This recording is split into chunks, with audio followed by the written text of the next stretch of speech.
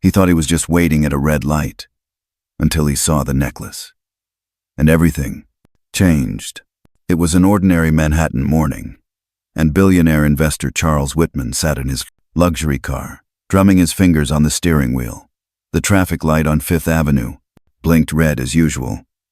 But what caught Charles's eye wasn't the cars. It was a black boy, no, older than 12, weaving between traffic and selling candy. Around the boy's neck was a silver necklace with a butterfly-shaped diamond pendant. Charles froze. That necklace wasn't just familiar, it was unique. He had it custom-made for his daughter Emily just last Christmas. But Emily had vanished 4 days ago without a trace. His heart dropped. Without thinking, Charles flung open his door and called out, "Hey kid, wait!" The boy Isaiah, though Charles didn't know his name yet, immediately ran. Not because he was guilty, but because experience had taught him that nothing good came from a rich white man shouting. Charles chased after him, not with anger, but with desperation. "Please, I just want to talk." About the necklace. Cornered on a sidewalk, Isaiah finally stopped. Breathless but defiant, he said, "I didn't steal it, sir. I swear." Charles's voice trembled. "I believe you. That necklace, it belonged to my daughter. She's missing." Isaiah paused, scanning Charles's face. "I found a girl," he whispered. "She was hurt. She gave me that necklace and told me to find her father." And just like that, everything Charles thought he knew began to unravel. He gave his best friend everything. Trust, power, even his daughter's godfather title. But he never expected the betrayal to come from the person who stood by his side for 20 years. When Charles Whitman followed young Isaiah down into that shadowy Bronx basement, he wasn't ready for what he'd find. But nothing in the world could have prepared him for the sight of his daughter Emily, curled up on a filthy mattress, clutching a stuffed bear. Her eyes, once full of light, were now clouded by trauma. Her wrists bore faint marks, as if she had been tied. But it was her whisper that shattered Charles completely. "Daddy," she rasped. "Uncle David said it was a game, and that you knew about it." David Langford, Charles's lifelong friend, business partner, and the man who had stood next to him at his wife's funeral, had always been there. He was Emily's godfather, the one who brought Charles dinner during the darkest days of grief, the one who said, "You need to protect your family." He was also the man who insisted Charles hire more private security just days before Emily disappeared. And now Emily, barely able to speak, was telling her father that David had orchestrated the entire nightmare. Charles's stomach churned. Isaiah, standing quietly nearby, added another blow. "He wasn't alone, sir. I overheard him talking to 2 other men. One of them's a politician. Seen him on television. And he mentioned something about contracts and money. Something about using the kidnapping to keep you distracted." Over the last 4 days, while Charles was searching every street, begging the media for help, and offering rewards, David had taken over key responsibilities at the company temporarily. Of course, he had access to client files, signed urgent deals, and reassured Charles's board that things were under control. But now it was clear. David hadn't just kidnapped Emily to hurt Charles. He had done it to rob him blind, financially and emotionally. Back at home, Charles couldn't sleep. Every memory of David felt poisoned now. How had he not seen it? The strange suggestions. The way David had dismissed police involvement, saying, "Let's wait a bit." She might have just wandered off. That bit had given him precious hours to raid the company from within. And yet, Charles couldn't spiral into grief. Emily needed him. Isaiah needed him. Justice needed him. What David hadn't counted on was who would uncover the truth. Not the police, not the press, but a street boy, invisible to the world, who had risked everything to protect a stranger. Emily had told Isaiah about the building she'd been held in. She'd told him David got angry, terrifyingly. So on a phone call when someone mentioned the papers hadn't been signed, she didn't understand it all, but she remembered his voice, his threats. "If you tell anyone," he'd warned, "your daddy's going to suffer too." Charles didn't waste another second. He called his legal contacts, but more importantly, he returned to the Bronx and stayed. He rented a modest apartment 3 blocks from Isaiah's alley, because if he was going to fight people like David Langford, he needed insight, not expensive surveillance teams David could buy off. He needed someone who saw everything, and Isaiah was that someone. Over the next few days, Isaiah proved to be more than just a kid with street smarts.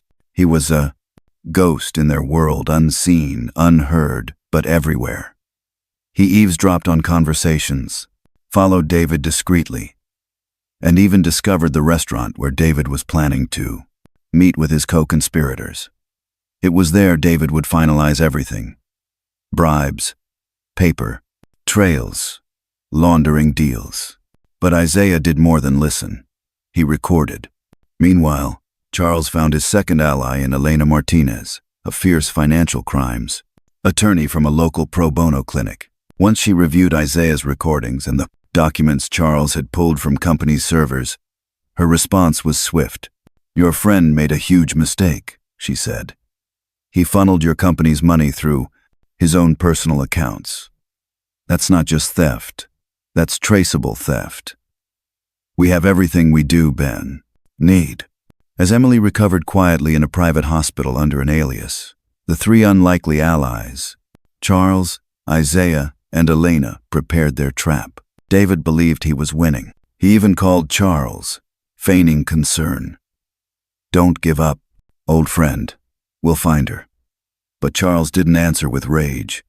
He simply played along, because he knew that in less than 48 hours, everything would unravel. David had underestimated a grieving father. He had underestimated a street boy with a gift for listening. And most of all, he had underestimated truth. Isaiah's recordings included names, dates, dollar amounts, even conversations with a police detective who had been bribed to slow down the kidnapping investigation. The most chilling recording? David laughing. When he finds out what happened to his company, his daughters, trauma will feel like mercy. That's when Charles knew. This wasn't just betrayal. It was evil.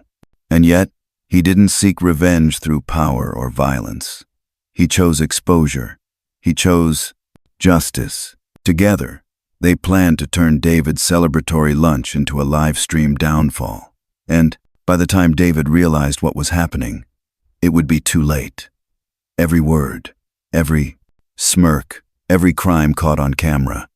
The media would eat it up. The public would demand justice. And the man who once claimed to be Charles's closest brother would be seen for what he truly was, a coward who thought greed could hide behind friendship. What David didn't understand, but Isaiah did, was this: you don't need to be powerful to change everything. You just need to know the truth and be brave enough to speak it. While his enemies toasted to their victory, a street kid and a betrayed father were preparing something far more powerful than vengeance: exposure. The days following Emily's rescue weren't filled with rest. They were filled with purpose. Charles Whitman, once a towering figure in Manhattan finance, now moved quietly through the Bronx, not as a millionaire, but as a man on a mission. His penthouse lay empty while he stayed in a modest 2-bedroom apartment, just blocks from where Isaiah, the 2-year-old boy who saved his daughter, slept in an alley only a week before. David Langford, Charles's former best friend and now his secret enemy, was oblivious to what was coming. He continued playing the part of a concerned godfather, calling Charles to check in and encourage him not to lose hope. But Charles no longer needed hope. He had evidence, and he had Isaiah. Isaiah had become Charles's shadow, moving through alleyways, slipping unnoticed into buildings, listening to conversations no adult could get close to. He knew the neighborhood, the exits, the blind spots in security cameras, and which buildings had gaps in surveillance. His youth made him invisible to men like David, men who only noticed power, not presence. "Mr. Charles," Isaiah whispered one morning, sliding into the kitchen of the apartment with a torn backpack slung over his shoulder. "They're meeting tomorrow at 2 p.m., Italian place, on East 76th. David, the politician guy, and the cop. David's paying them off." Charles didn't even flinch. He'd been waiting for this.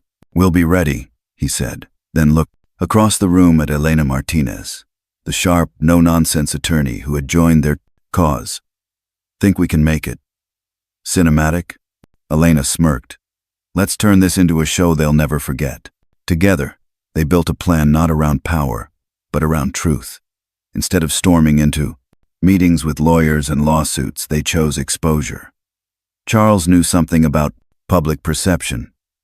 He'd spent 2 decades mastering the media, but this time, the message would be raw, unscripted, and undeniable. They planted 3 hidden cameras inside the restaurant, secured with the help of an anonymous whistleblower on the restaurant staff. Isaiah would wear a hidden microphone stitched into his jacket. Elena contacted 2 investigative reporters, both women who had built their careers on exposing elite corruption. And, most crucially, the live stream would be uploaded in real time to a social media account with over 200,000 followers.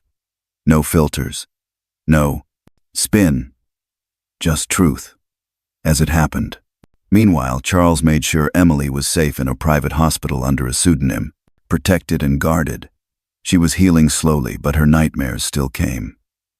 He'd kiss her forehead each night and whisper, "You're safe now. He'll never hurt you again." And in his heart, he made a silent vow. No child will ever be hurt by that man again. Tuesday arrived with gray skies and the weight of history. David Langford strutted into the East Side Italian restaurant at exactly 2 p.m., dressed in a $3,000 tailored suit, his Rolex glinting beneath his cuff. With him were Congressman Blake Harrison and Detective Ray Murphy. They ordered wine, they toasted, they smirked. "50,000 for you, Congressman," David said casually, sliding an envelope across the table. "And 30 for Murphy, for keeping the heat off us." Then came the moment no one saw coming. Isaiah stood up from a nearby table posing as a delivery boy and walked over calmly. "Excuse me, gentlemen," he said, his voice steady but piercing. "My name is Isaiah. I believe I have something that belongs to you." David turned, confused. "Kid, we're having a meeting. Get lost." But Isaiah didn't flinch. "I'm the one who found Emily. The one who kept her safe. And the one who recorded every word you've said. For the past 4 days." The room froze. "I'm also the one live streaming this entire conversation to over 500,000 viewers," he added, glancing at the phone in his pocket. David's face drained of color. Harrison's glass slipped from his hand. Murphy turned pale. All 3 looked around. That quiet woman at the bar? An investigative journalist. The man reading the newspaper? A federal agent. The 3 customers who'd entered minutes before? FBI. And then Charles walked in flanked by Elena and 2 federal agents. "You really thought I'd just roll over?" Charles asked calmly. "You stole from me. You hurt my daughter. And you used my trust like a weapon. But the thing you never understood, David, is that people like you think power protects you. But truth always gets through." Elena stepped forward and handed each man a thick folder. "You're all being charged with kidnapping, corruption, conspiracy, money laundering, and obstruction of justice. And that's just the beginning." David stammered. "Charles, we were friends," Charles interrupted. "Friends don't do this to each other. Friends don't lie to a 9-year-old girl and tell her that her own father planned her kidnapping." And then Isaiah delivered the final blow, pulling out a tablet and showing the live comments. "Number justice for Emily is trending," he said. Your company's stock has dropped 40% in the last hour. Your wife just announced she's divorcing you. And the IRS? They're reviewing 10 years of your tax filings. As federal agents handcuffed the three men and led them out of the restaurant, a crowd had gathered outside. Some clapped, some cried. All bore witness to something rare in a city, hardened by cynicism, real justice. That night, back in the Bronx apartment, Isaiah sat cross-legged on the floor, teaching younger kids how to play chess with bottle caps. Charles watched from the kitchen, eyes misty. "You changed everything," he whispered. Isaiah shrugged. "I just listened. People talk when they think no one's listening." But Charles knew better. Isaiah didn't just listen. He believed, acted, and risked everything. And because of that, evil was unmasked, not with fists or fury, but with truth, strategy, and the courage of someone no one had counted on. And David Langford? He'd never seen it coming. By the time they realized what was happening, it was too late. The cameras were rolling. The world was watching. And their empire of lies collapsed in real time. The footage of David Langford, Congressman Blake Harrison, and Detective Ray Murphy being handcuffed inside an upscale East Side Italian restaurant didn't just go viral. It exploded across the internet like wildfire. Millions watched in real time as the so-called untouchables were unmasked, not by law enforcement alone, but by a 12-year-old street boy with nothing but courage and truth on his side. Isaiah had stood tall, steady, calm, and precise as he revealed the live stream to the stunned criminals. His words were sharp and unforgettable. "I'm the one you didn't see coming. And that was your biggest mistake." Standing beside him was Charles Whitman, a father whose pain had been turned into purpose. And next to Charles stood Elena Martinez, the brilliant attorney whose voice cut through the corruption like steel through silk. Within 24 hours, the video reached over 50 million views. Justice for Emily became the #1 trend across all platforms. News anchors called it the most shocking public takedown of elite corruption in a decade. The fallout was swift and merciless. David Langford's assets were frozen.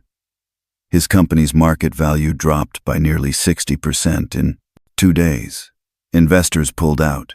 His wife publicly filed for divorce, and his children, humiliated and heartbroken, changed their last names.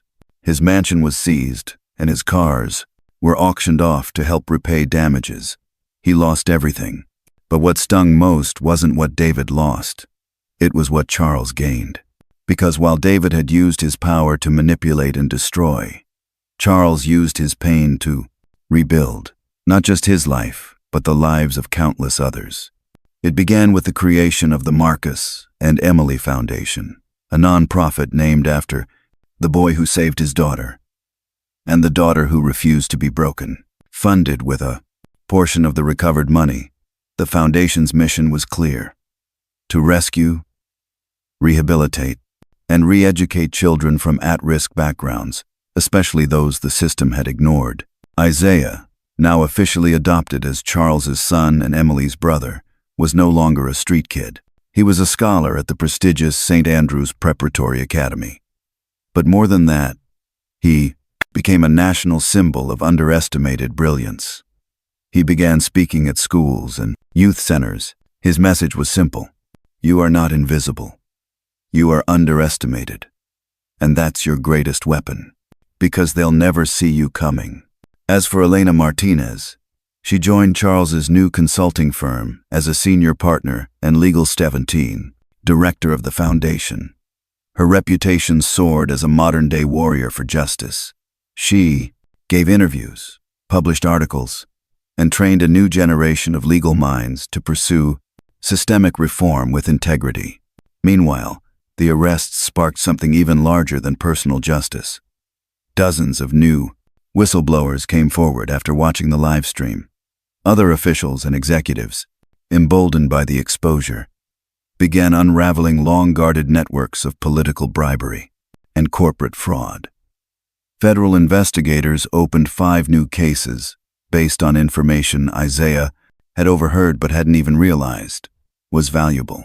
And what of the men who thought they were invincible? Congressman Harrison lost his re-election by a landslide, an unprecedented 82% of the vote.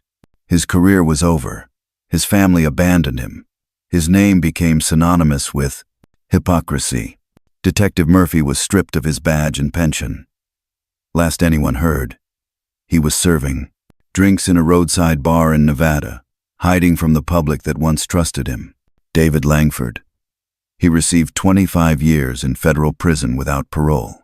Yet none of these consequences brought Charles as much satisfaction as a single quiet moment one afternoon. Emily laughing freely at a park, wearing her butterfly necklace, swinging next to Isaiah safe. Joyful. Alive. That was the real victory.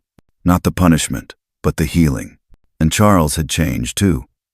His new company hired only those who had once been overlooked, former inmates, immigrants, people with disabilities, youth from foster care. Productivity soared, turnover dropped to nearly zero. Because people who had been denied a chance for so long knew how to treasure it when it finally came. One framed photo sat on Charles's desk, a candid shot of him, Isaiah and Emily, arms wrapped around each other, grinning like a family who had earned every smile. He looked at that photo often. It reminded him what mattered, not power, but purpose. Then came the day Emily asked a question that silenced the dinner table. "Dad, have you forgiven Uncle David?" Charles set down his fork and looked into her eyes. She wasn't asking for closure. She was asking for truth. "Forgiveness doesn't mean forgetting," he said quietly. "It means not letting someone else's cruelty control your heart. David chose greed. We chose love. That's the only answer that matters." Isaiah nodded solemnly. On the streets, you learn the difference between revenge and justice. Revenge is about hurting back. Justice is about stopping them from ever hurting anyone else. Emily smiled. "And it's about building something better, right?" "Exactly that." And while David sat alone in a concrete cell, disgraced, abandoned, erased, Charles and Isaiah were shaping something far greater than money or titles. They were building legacy. They tried to destroy a child's future, but in doing so, they created a family, a movement, and a legacy no one saw coming. 6 months after the day that shocked the world, Charles Whitman sat in his new office, not a towering corner suite in a glass skyscraper, but a warm, modest workspace inside the headquarters of the Marcus and Emily Foundation. The view wasn't of Wall Street anymore. Now, he looked out over a Brooklyn schoolyard where children, many once like Isaiah, played, learned, and laughed freely. The foundation had already helped over 250 at-risk children leave the streets in just 1 quarter. These were kids that society ignored. Now, they had beds, books, mentors, hope. Charles leaned back in his chair and smiled at a photo on his desk. Him, Isaiah, and Emily, arms linked, eyes bright. The kind of photo that said family without needing blood to prove it. Just then, Isaiah, now 13, wearing his Navy prep school blazer, knocked on the door holding a folder thick with quarterly reports. "Mr. Charles," he said, grinning. "We did it. We really did it." Charles stood and gave the boy a proud nod. "No, you did it. All of this started because you listened, because you cared." Isaiah's voice dropped to a more thoughtful tone. "Do you ever think none of this would have happened if David hadn't done what he did?" Charles exhaled deeply. It was a question that had haunted him too. Maybe not. But sometimes the worst people teach us who we really are, when they try to break us and fail. After David Langford's conviction, 25 years without parole for kidnapping, corporate theft, extortion, and conspiracy, their lives had changed forever. But what shocked Charles most wasn't the fall of his former friend. It was how quickly truth had turned pain into power. Emily, now 10 and in therapy, was slowly healing. She slept better. She smiled more. She asked questions about the world, about justice, about courage. One day, Without warning, she made a simple request. "Dad, can I take Isaiah's last name too?" When Charles asked her why, she said, "Because he saved me first." And so, the family name became Whitman Rose, a fusion of past, present, and chosen bond.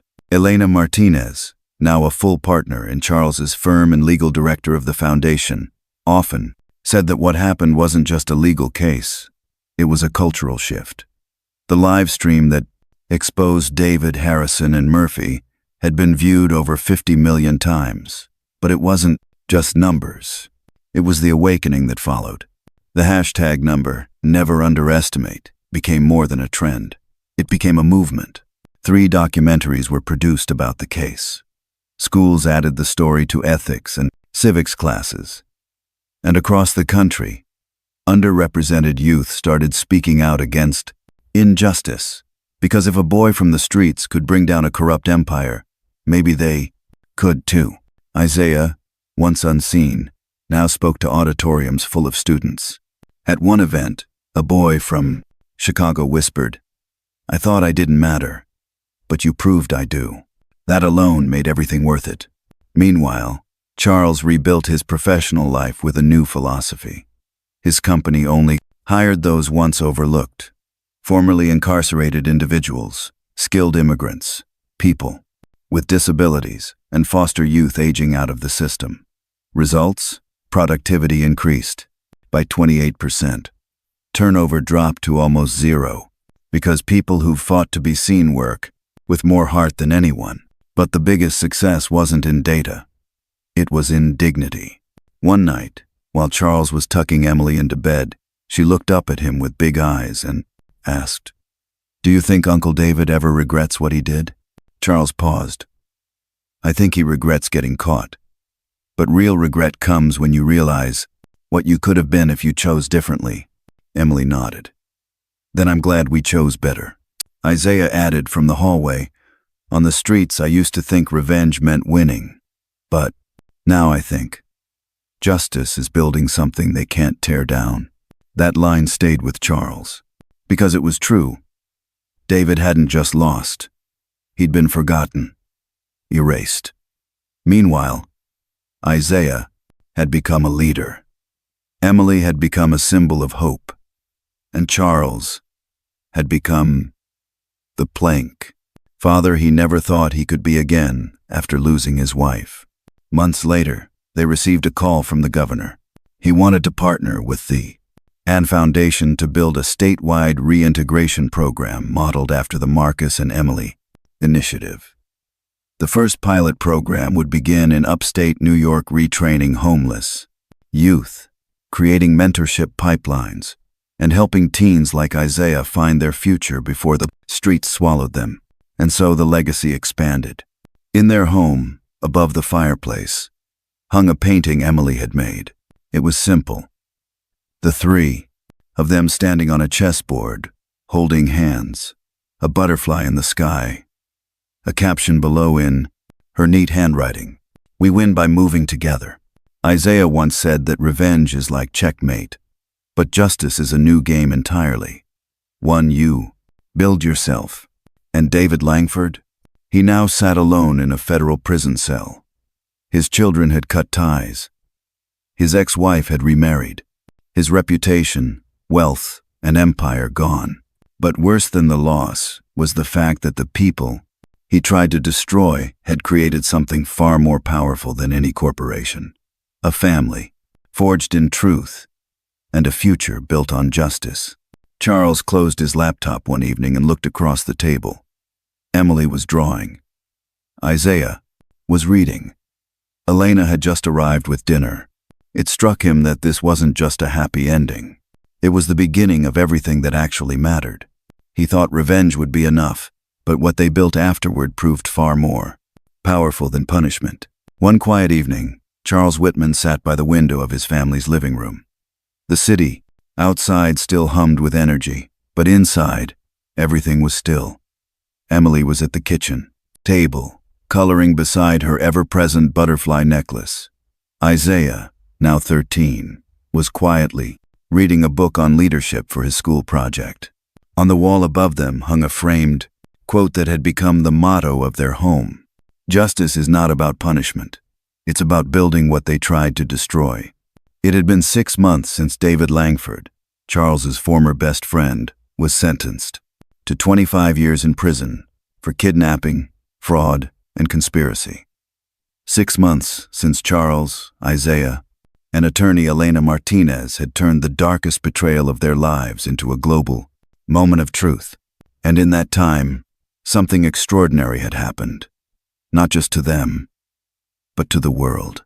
Watching, the Marcus and Emily Foundation, named after the children who brought the truth to light, had grown beyond anything they imagined. What started as a local effort to protect street children had become a national blueprint. Entire states were reaching out, requesting training, resources, and partnership. Over 800 children had already been given shelter, education, and mentorship. But the most important work was happening at home. Emily had found joy again. Her therapy sessions were going well. She laughed more, played piano, and even asked to join a writing club. She was no longer afraid to walk into rooms alone. She no longer jumped at the sound of a phone ringing. She was, as Charles often whispered during bedtime, free again. Isaiah had become not just her brother, but her protector, cheerleader, and best friend. Every time he spoke publicly, whether to students, teachers, or lawmakers, he carried Emily's story with care, never painting her as a victim, but always as a fighter. One afternoon, after speaking at a school in Queens, Isaiah told Charles something he'd never lacked her. Forget. You know, Mr. Charles, people always ask me how I got so brave. But the truth is, I wasn't brave. I was tired of being invisible, of seeing good people get hurt, while bad people smiled for cameras. I didn't want to fight back. I just didn't want to let it keep happening. Charles placed a hand on his shoulder. That's what real bravery is, son. Not fighting with anger, but standing up because you can't stay silent anymore. But even with all the healing, growth, and success, the question eventually came, as it always does when the dust settles. Forgiveness. It happened during a family dinner. Emily, twirling spaghetti around her fork, looked up and asked softly, "Dad, have you forgiven Uncle David?" The room went still. Charles set down his glass of water. He looked at her for a long moment before answering, not with easy words, but with truth. "Forgiving doesn't mean forgetting," he said. "It doesn't mean pretending nothing happened. It means choosing not to let hate decide how we live. David chose to be cruel, but we chose to be better. And that choice is the only one that matters now." Isaiah added, "On the streets, I used to think revenge meant justice, but revenge is about making people hurt the way they hurt you. Justice is stopping them from ever hurting anyone else again." Emily smiled at her brother's words. "And it's about building something better too, right?" "That's exactly right," Charles said. "We didn't just win, we transformed." And he meant it. David Langford, once the man Charles trusted most, was now a shadow in a federal penitentiary, forgotten by the business world, disowned by his family, and haunted by the empire he tried to steal, becoming the foundation of a movement instead. His downfall had triggered a reckoning across industries. Over 40 public officials were under investigation after whistleblowers came forward, emboldened by Isaiah's courage and Elena's precision. People who had been afraid to speak up realized that truth, when backed by community, couldn't be silenced. Back at home, the Whitman Rose family wasn't focused on revenge anymore. They were focused on legacy. Charles's company, rebuilt from the ashes, now had a revolutionary hiring model. Every employee came from a background that society had once dismissed. Single mothers, refugees, ex-convicts, trauma survivors, disabled veterans. The results spoke for themselves. Turnover dropped below 3%. Productivity rose 31%. Employee satisfaction was among the highest in the state, because people who've been underestimated their whole lives work differently when Someone finally believes in them. And Charles believed. In all of them. Even Elena, once a struggling pro bono attorney, was now leading state-level reform initiatives for corporate crime. But she always made time for Friday night dinners at the Whitman Rose home, where she was more than a lawyer, she was family. On the anniversary of David's arrest, Isaiah stood in front of a crowded auditorium filled with kids from neighborhoods like the one he grew up in. His speech was broadcast live. "You're not broken," he told them. "You're not forgotten. You're underestimated. And that is your power. Because the moment you stop hiding, the moment you speak up, they can't stop the truth from spreading." That night, back home, Charles stood outside with Isaiah looking up at the stars. The city buzzed softly below. "Mr. Charles," Isaiah asked, "do you think David ever thinks about us?" "I'm sure he does," Charles said, "but not the way he used to. Back then he thought we were weak. Now he knows we're unstoppable." Isaiah nodded. "You know what I learned through all this?" "What's that?" "That the best revenge is building something so strong, so meaningful, that their cruelty becomes irrelevant." Charles smiled. "Exactly. We don't win by destroying them. We win by rising so high that they can't touch us anymore." Because in the end, David Langford had tried to break a family and created one instead. He tried to silence a child and gave him a global voice.